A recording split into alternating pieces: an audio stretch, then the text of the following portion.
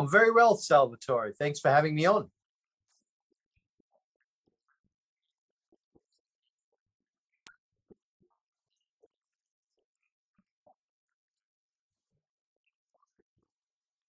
Well, we're actually in a period of time, or an era, if you like, where we are much less secure than we have been for decades, unfortunately.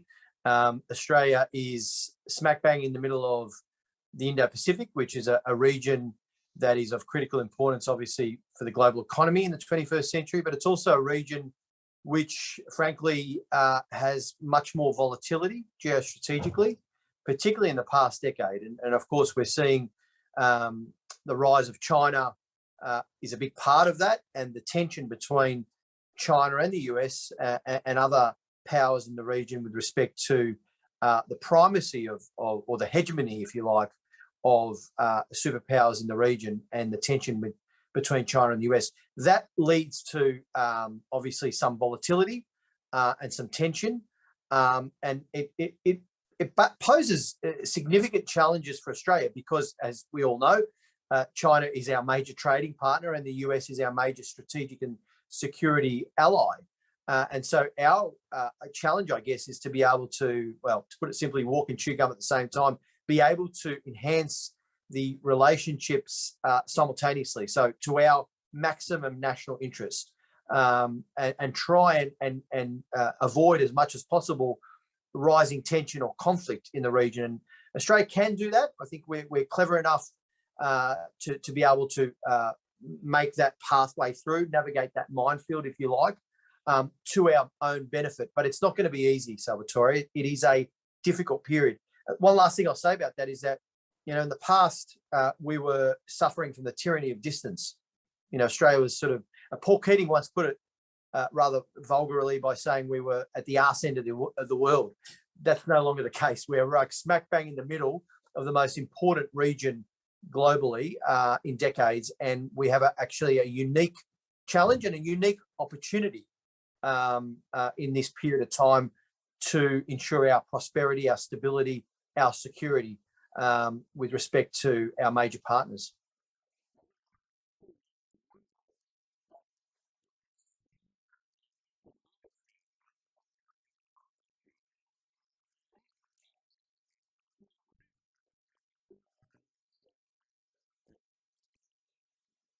It is, and this is a conundrum because not just with the big power tensions that we were just talking about, or the strategic issues, there has been also this languishing of democracy across the globe, with the rise of, not just of China, but certainly, you know, people think China, Russia, North Korea, these autocratic states or authoritarian regimes where democracy is really very low on the list of priorities. But it's also a rise of authoritarian states and some what are so-called illiberal democracies, whether it be Philippines or Hungary or Turkey. Actually, they are democracies, but electoral politics, civil liberties have eroded. Judiciaries are less independent or do the bidding of the executive power. The media is silenced. Journalists are killed. In fact, last year, the International Press Institute said there were some 49 journalists killed on the job. So these are all really bad signs of a diminishing or a languishing of democracies across the globe. So there is this challenge now, this battle, if you like, what I call in the 21st century, or the real fight, which is between liberal democracies and this rising of authoritarian states, military regimes, illiberal democracies as well, being impacted in that way. And so, you know, you said promotion of democracy. That's hard enough. I think we're in a defensive posture right now to actually defend liberal democracies and the things that we value and cherish. And that applies even at the international level, around the liberal international rules-based order, because we want to see a system of international law or a normative framework that promotes the rule of law, at least in the international sense, because we are a trading nation. We want to have a stability which people follow the rules, the same rules. It's not arbitrary. It's not just might is right, and that we can trade with our neighbours peacefully and coexist peacefully. So there is a battle around the international rules-based order as well, being a liberal rules-based order and a value around democracy, human rights, international law. And that is being challenged by those authoritarian states as well.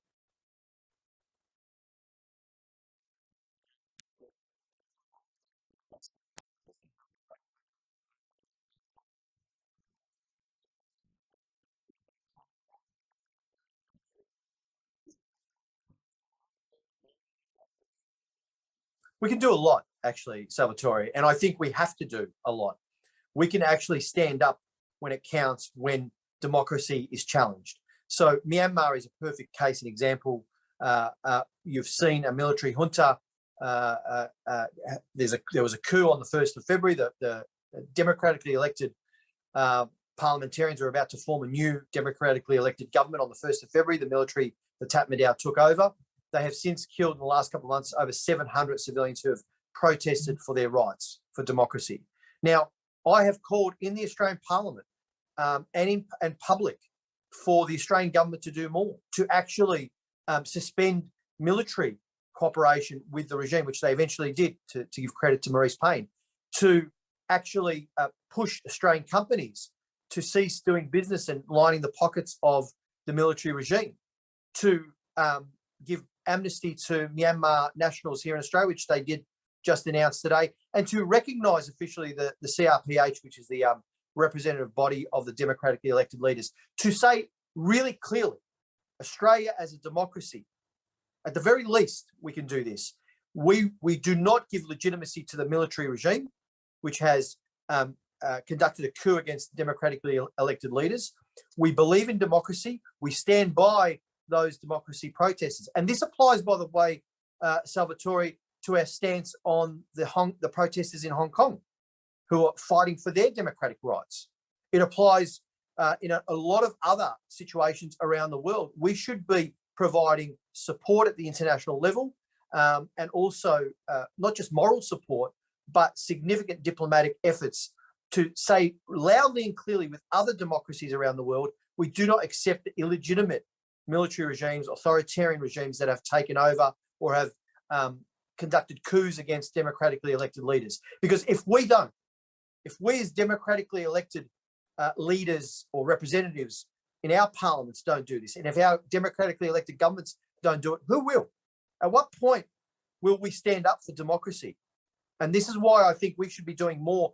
The response from our government, and I've been critical of the coalition government, has been tepid, to say the least, with respect to Myanmar. At least I said they've done those two things, but it's been slow going. And there's a view there amongst the foreign affairs, national security community that let's be strategic realists. You know, the military regime in Myanmar, for example, is going to win. They're going to defeat the democracy protesters. So we need to engage with them. And if we withdraw, that'll just create a vacuum for which China can actually fill. Well, I've got some news for those people. It's not strategic realism, it's strategic cowardice, because China is already there, okay? And if we don't stand up for these regimes, more and more countries will fall to authoritarian leaders and military juntas, and suddenly we're going to find ourselves in a very, very small minority of democracies around the world.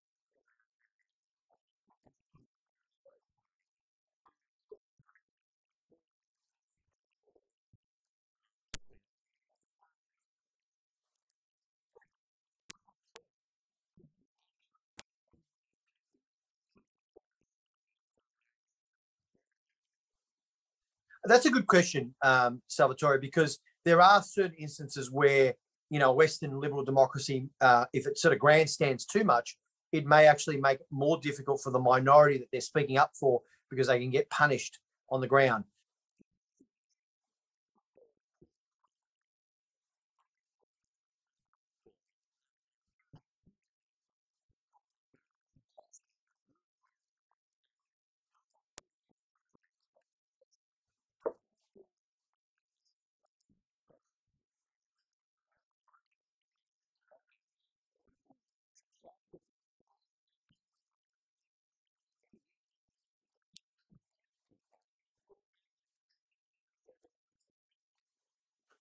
Yeah, Salvatore, look, a couple of points on that. I think we can do a lot.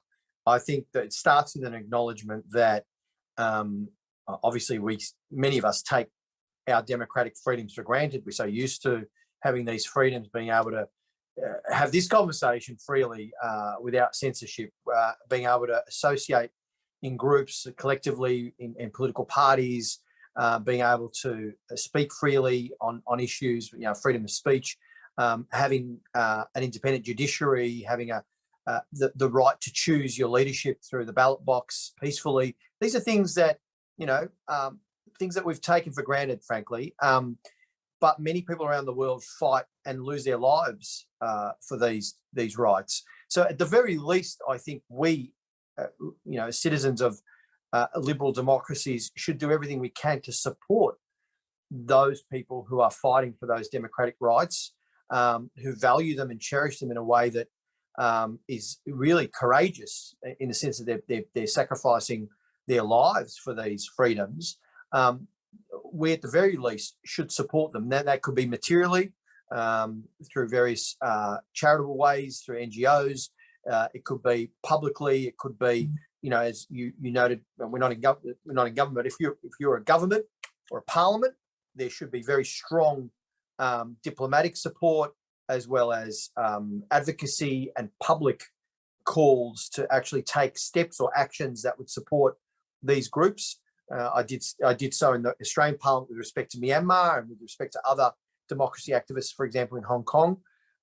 This matters because the international momentum and international support does have some pressure that is brought to bear on these military regimes and these military juntas. Sometimes they ignore it, of course, but sometimes there is a sort of a line there where reputationally, but also the sanctions and other things that can be taken do hurt, they do bite, and may actually succeed. So, and we can't give up on that, and that's what I said earlier about this idea, there's people banning about this idea of being strategic realists. Let's just deal with the military juntas and the military dictatorships. Well, no, that's not realism. That's a strategic cowardice, because ultimately, as I said, the number of liberal democracies will eventually shrink down to a very, very small minority. And we don't want that situation globally.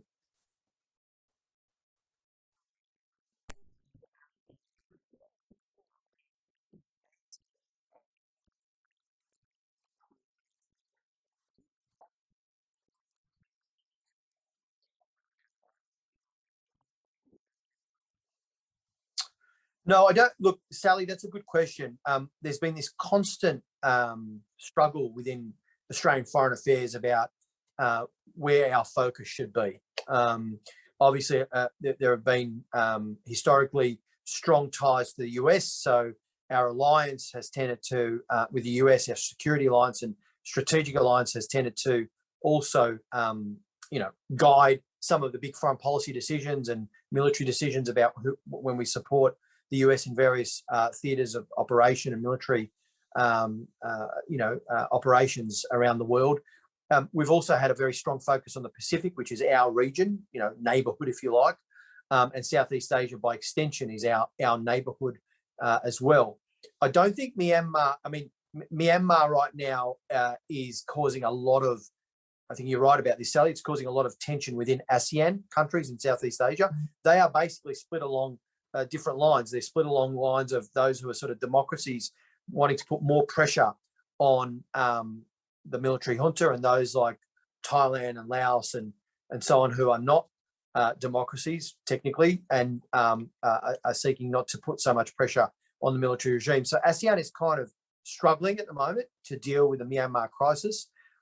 I have a sort of an overarching view of this, that Australia needs to play a very, very active role as a middle power in the region, working with our partners to help facilitate some of the solutions that are necessary, with our overarching objective, guiding us, which is to ensure the stability and security and the prosperity that flows from that in our region, because of how important it is for us as a trading nation.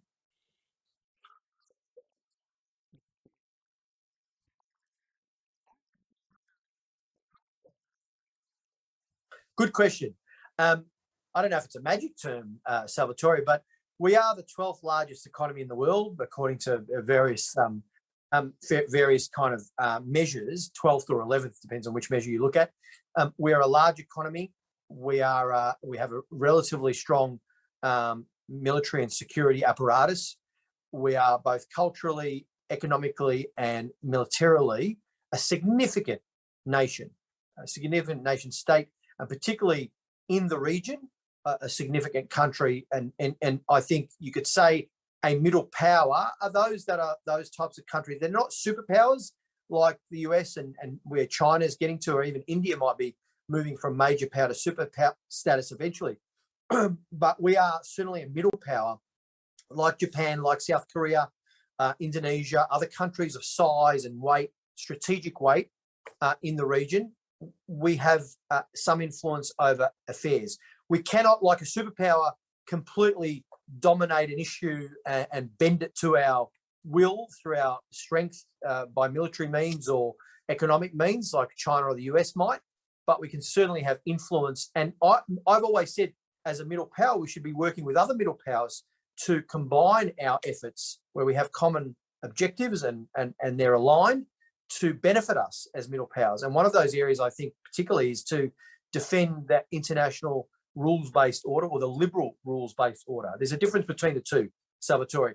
You can have a rules-based order internationally, which is arbitrary and set by the superpower of the day, or you can have a liberal rules-based order, which is predicated on a series of liberal-based, or liberalism, in the sense that it is about human rights, the rule of law, international law, or a normative framework that is accepted and practiced by the states that both benefit and adhere to it.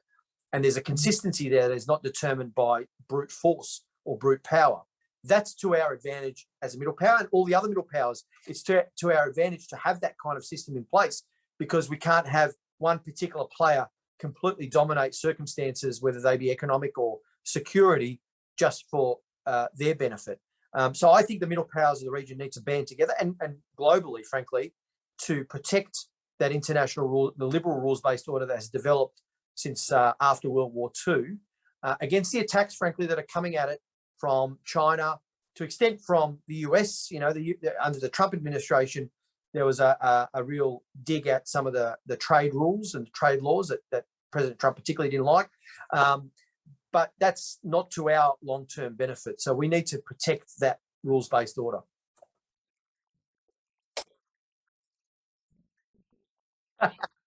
Not liberal as in the Liberal Party, Salvatore, in the classic sense of liberal.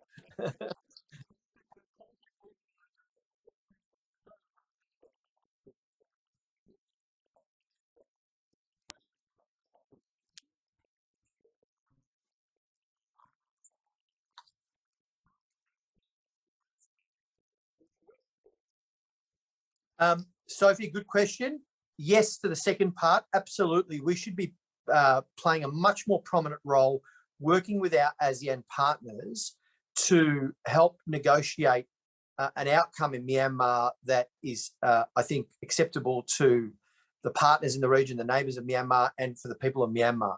And I don't think we're playing that active role, frankly, in a diplomatic sense at the moment. As I said earlier, I think we're basically doing the bare minimum and pressured. The current government is kind of pressured to do certain things, and they kind of do it after a degree of pressure, but it's kind of a minimalist approach. So I think we can play a much more effective facilitating role with our ASEAN partners. To your first part of your question, Sophie, about the efficacy of ASEAN, that's a big question mark, because as I alluded to earlier, it's splitting a little bit along lines that are, based on whether the country is a sort of a democracy or more of a military or authoritarian type regime. And so it's efficacy in actually delivering a successful outcome. And what I mean by successful outcome, frankly, from my perspective, and I think from the region's perspective, is to have the military regime step back and allow the democratically elected leaders to take their rightful place as a civilian government. That's hard to do. And ASEAN, the way it's composed and structured right now, it's quite difficult to see them achieving that. But I think we can play a positive role in working with them, working with partners in the region like Japan, India, South Korea, Indonesia, and others, and the US, of course, to really push back on the military junta and make them feel the pain of their actions, and that it is unacceptable to us as liberal democracies to for them to continue on this path. Now, that will require a fair degree of coordination, facilitation, and diplomatic effort. And it requires some courage, strategic courage, frankly, for us to take that step to do this. But I think it's important that we do it, because in the longer term strategic sense, this is actually important for us. And I think it's important for many of those countries in the region that I noted for us to get this right.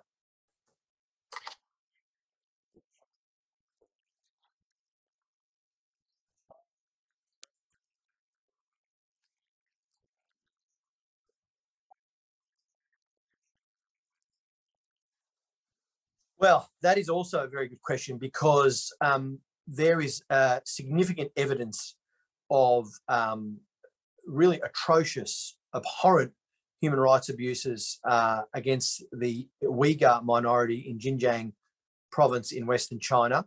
Some of the evidence that's come out from various organisations has been sporadic, but there is a picture that's building around, clearly around forced labour, sterilisation, a cultural kind of, attack on the ethnicity and faith and culture of the Uyghurs, forced separation of families, forced sterilisation, and re-education camps is what they're called, but certainly large camps with almost 1 million people that have been put there to be re-educated with propaganda about, their position within the state. So Australia should certainly be doing more with the international community to not only condemn these practices, but to also raise this at multilateral fora, work with partners in the region to again say to China, we want you to be a leader in the region, but we do think it is very clear that these human rights abuses are unacceptable and that they need to be addressed. And there's got to be some courage around that. I think this sort of tiptoeing around it, again, will come back and haunt us into the future. And that's why I've spoken out on the issue.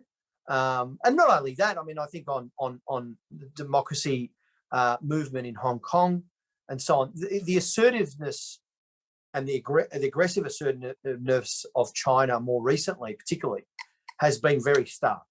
And there's almost like the facade has dropped, and there's a kind of a very aggressive diplomatic stance that's been taken, not against just Australia with respect to our trade and so on, but other countries, Scandinavian countries, other Asian countries have felt that pressure. We cannot cower to that. We should not bow to that. We need to stand up firmly for our principles, our democratic values on human rights. And that's not just obviously in our state, but also globally. And we need to do it collectively. And I think that's the only way that we can push back on what's happening.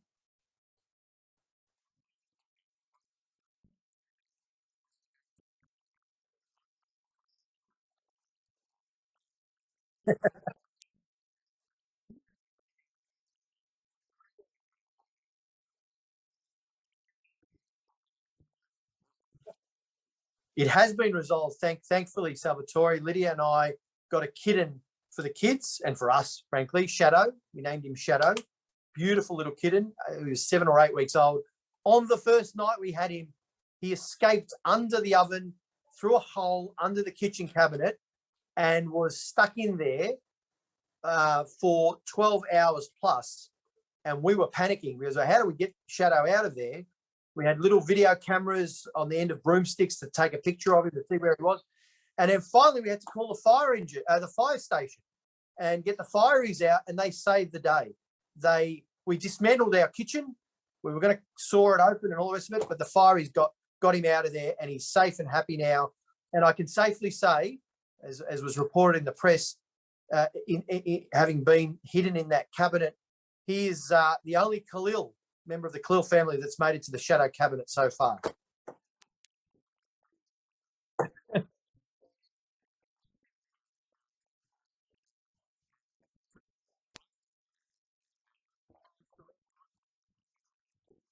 Thanks, Salvatore. I really appreciate having me on. Cheers.